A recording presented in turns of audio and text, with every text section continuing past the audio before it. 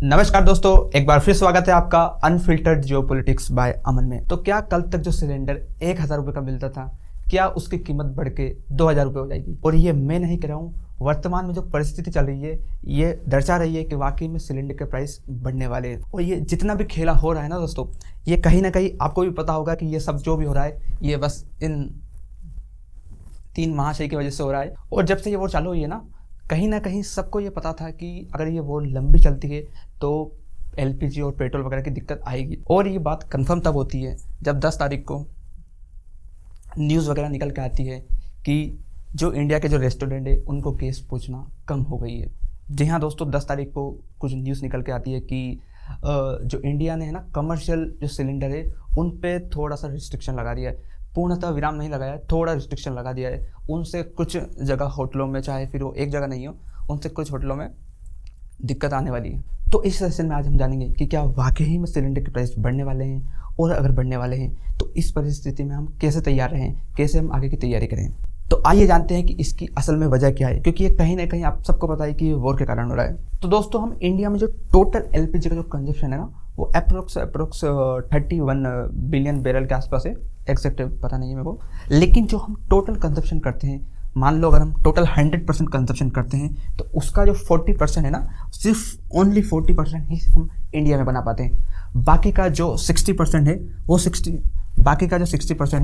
60% हम बाहर से इंपोर्ट करते हैं। और ये जो 60% है ना, जो 60% हम बाहर से इंपोर्ट करते हैं, इस 60 का भी 90% हम सिर्फ कतर से इंपोर्ट करते हैं। अगर मैं इसको आसान भाषा में समझाऊँ ना, तो मान लो कि अगर हमारी गैस की नीड 100 लीटर की है, लीटर में नहीं आता है, बैरल में आता है। समझाने के लिए मान लो कि हमारी जो नीड है वो 100 लीटर की है, तो 100 लीटर में से जो है ना बस 40 लीटर हम इंडिया में बना पाते हैं। बाकी का जो बचा हुआ है 60 लीटर हम बाहर से इंपोर्ट करते हैं।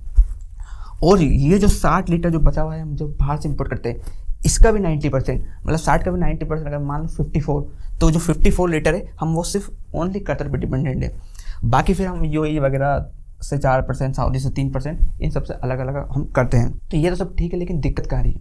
दिक्कत मैं बताता हूँ कहाँ रही है, कि ये है कतर और ये है हमारा प्यारा देश इंडिया। अब गैस जो है ना इस रूट से निकल के आती है, ये यहाँ से निकल के हमारे इंडिया तक आती है। और इस ये जो छोटा सा पॉइंट अगर आप देख सकते हो, तो इसको बोलते हैं हम स्ट्रेट ऑफ हॉर्मस। ये वो जगह है जहाँ से 20% टोटल वर्ल्ड का जो 20% ऑयल है वो यहीं से होता हुआ जाता है। और 20% कोई छोटी बात नहीं है, बहुत बड़ी बात होती है। और यहाँ पे जब ईरान और अमेरिका का युद्ध चल रहा है, तो ईरान क्या कर रहा है, यहाँ पे बम फेंक रहा है।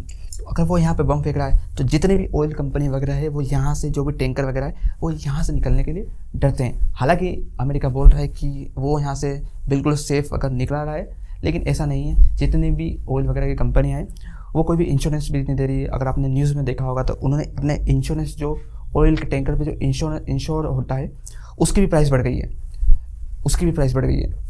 तो इस रूट से जो गैस आती है वो सारी अभी बंद हो गई है। और हमारी तो 90% जो गैस है वो कतर से आती है। यही वो कारण है जिसकी वजह से एलपीजी के प्राइस बढ़े हुए हैं। इसी को देखते हुए भारत सरकार ने कुछ निर्णय लिए हैं कि सबसे पहले जो प्रायोरिटी रहेगी वो आम नागरिक रहेगी, जिसकी वजह से दंगे वगैरह ना हो। क्योंकि अगर आम नागरिक तक अगर सिलेंडर नहीं पहुंचता है तो फिर लोग आक्रोश में आएंगे और यही शायद वो दंगे की वजह बन जाए। तो इसीलिए भारत सरकार ने यह निर्णय लिया है कि सबसे पहले आम नागरिक को सिलेंडर दिया जाएगा।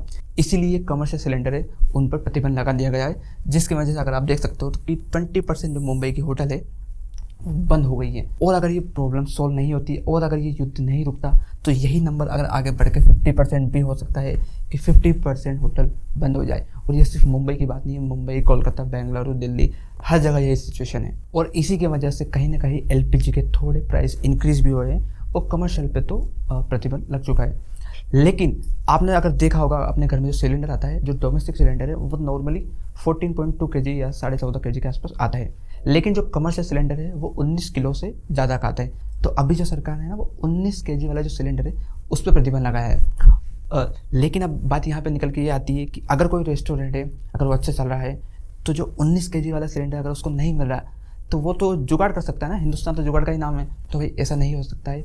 इसको ध्यान में रखते हुए सरकार ने कुछ नियम लाई है। Ministry of petroleum and natural gas ने ऑफिशियली ट्वीट करके ये बताया है कि कोई एक जो डोमेस्टिक सिलेंडर की बात करें, जो एक आम नागरिक है वो पहले क्या होता था कि हम और आप जो आम नागरिक हैं, हमने आज सिलेंडर लिया, वो आज जो हमने सिलेंडर लिया, अब इसे ठीक 48 घंटे बाद हम नया फिर ले सकते थे।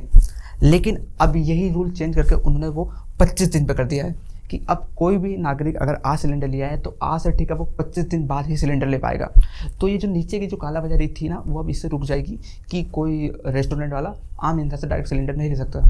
और ministry of petroleum and natural gas ने ये ऑफिशियली ट्वीट करके भी बताया है कि जो डोमेस्टिक जो गैस की पाइपलाइन वगैरह है उसमें कोई दिक्कत नहीं आने वाली है। जिनका जो अभी फ्लो है, मतलब जिनके जो सिलेंडर वगैरह